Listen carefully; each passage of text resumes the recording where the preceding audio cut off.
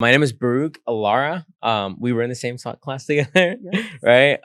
And so, kind of just like a little background of me. I'm 23. I'm a senior at OU. I come from a Spanish-speaking household, so I'm bilingual. However, my parents were still trying to learn their English, right? Compared to me and my brothers and sisters learning it, and so with that, it has a lot of disadvantages, and more so, I didn't know how to read. And so that was the one area I struggled in, all in my early childhood education. And so there's this organization that happens to be in my elementary school called Whiz Kids, and that was actually how I met West Lane too, is through Whiz Kids. But at the time, I was a like second grader, didn't know how to read it, and so one of my teachers said, you'd be great for this program, and I think this will help you in the long run." And me and Wes talk about this all the time. I have like a lot of mentors, right? I take pride in having mentors, all types, all sorts of mentors from like different backgrounds. But more importantly, I think the main person who's poured into me, or at least the person who started it all off, was my mentor, my first mentor, Mr. Jack, Mr. Jack Langston. And so Mr. Jack, I met him in the second grade. I ended up going every Thursday to Portland Avenue Baptist Church because I was a partner within our elementary, and I would meet Mr. Jack every Thursday for about an hour and a half, and we read together. And he would read to me, then I would try to follow up after him, and then he'd kind of let me take it. I took notice of that. I just took notice that he just kept showing up, right, and he kept wanting to be there for me, right, and even within WizKids and outside of WizKids, right. He would tell my mom that him and his wife would like to take me out, right? If it's go to the park, go out to eat or something like that. He was very persistent in just being there for me. Just keep in mind, Mr. Jack was in his 80s at this point, right? And he's old, yeah, pretty old, but I mean, he could keep up. And so and so we kind of developed that friendship, that relationship, and eventually just started working out. And the thing was, like, my younger siblings were doing it with me too, and my younger siblings would have a different tutor every year. Someone new would come in, right? Mr. Jack was with me all 4 years, and so I was looking at that as like, wow, like this guy's he believes in me, right? He believes in me, and I that had more weight compared to my mom, and I'm like, I'm not. I always tell my mom like no shot to her because like, you're my mom, you're supposed to believe in me, right? Like you're supposed to cheer me on, and even if I do something bad, you're always going to be there for me and trying to help me, right? Support me. However, Mr. Jack was a stranger, right? And a stranger who didn't know anything about me, didn't know anything about my background, right? And so he was just pouring into me and he believed in me every step of the way. And then you kind of look at it in perspective, right? Okay, this guy taught you how to read, right? Okay, a lot of people's like that's not that big, but I think it's huge, right? And if you look at it in a stat view, kids who have problem in early literacy end up either dropping out or taking a bad path, right? And so and all of it has to do with different things, childhood development, right? And all these other variables. And so if it wasn't for him pouring into me early on, I mean, who knows where I would have been at, right? I would have probably picked up on education too late, right? Because I was clearly not doing well in reading, and I would have probably fell off that path in some way.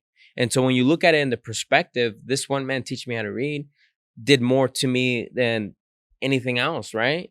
But it kept going, and that's what I loved. I aged out of fifth grade, but me and him still kept a relationship after. We talk about like particularly another question following up to that one is like, how am I carrying that on, right? How am I carrying that legacy on? And so when he passed away, some of his friends, some of his old friends were there. I was like, wow, like you still have buddies that are still alive, right? And but his friends came and a lot of his friends was like, you're Baruch, right? You're Jack always talked about you. He said, my Baruch, right?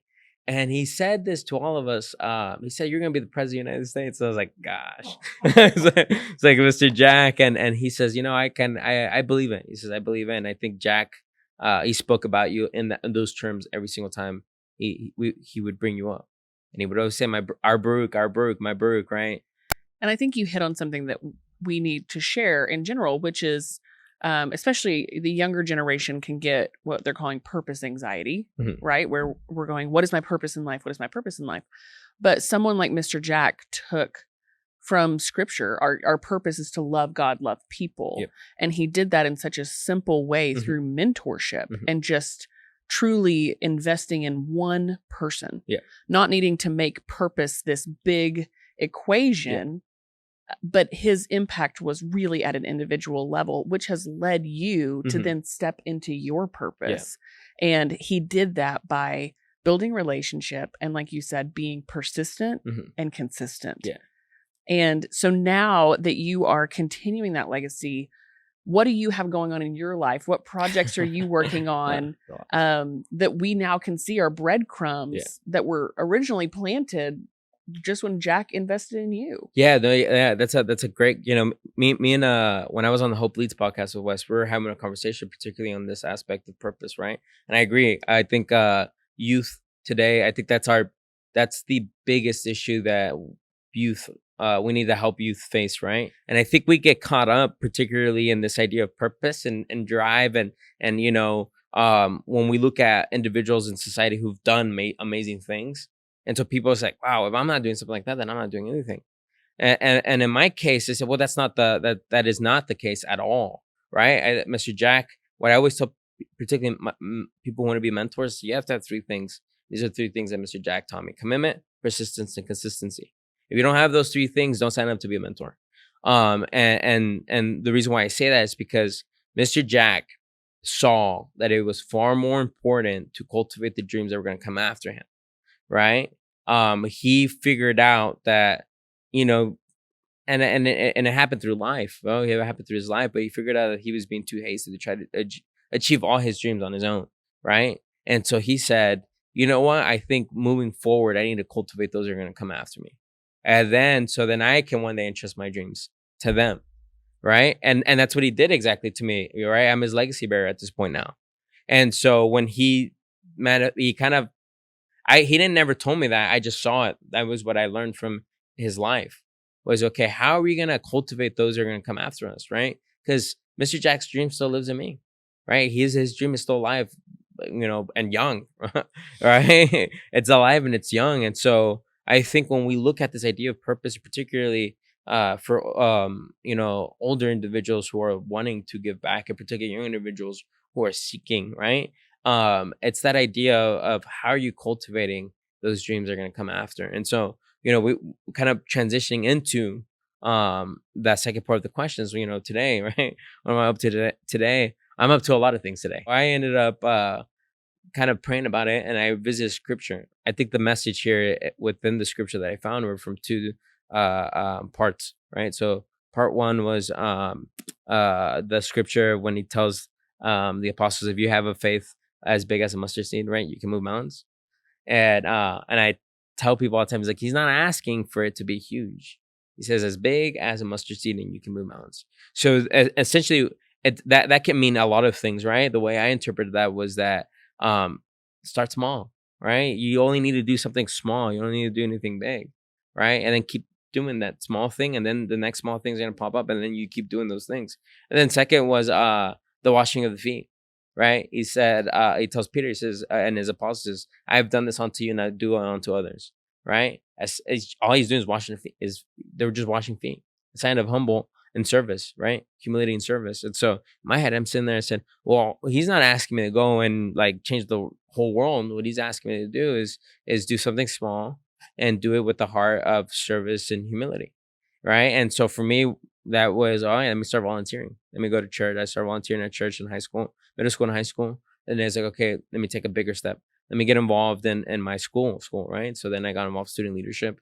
And then it was the next big thing is expanding outside of my community, right? What's out there. And so then I started, hanging out with Wes in high school and the WizKids program. And I was kind of getting involved in philanthropy in that sense. And by my senior year, I had this vision of starting my own foundation. So I started my foundation. At the time, it was the Lara Lopez Foundation. Now it's the Gap Between Foundation. We just did rebranding. And so this idea of my foundation was, how can we provide opportunity for individuals who never had people in their lives like me? My mom and dad, Mr. Jack, Patty Moore. How are we going to do that, right? What do they need? And so what we ended up doing was providing scholarships for kids who are pursuing higher education. So in the last 3 years, we've done over $25,000 worth of scholarship money.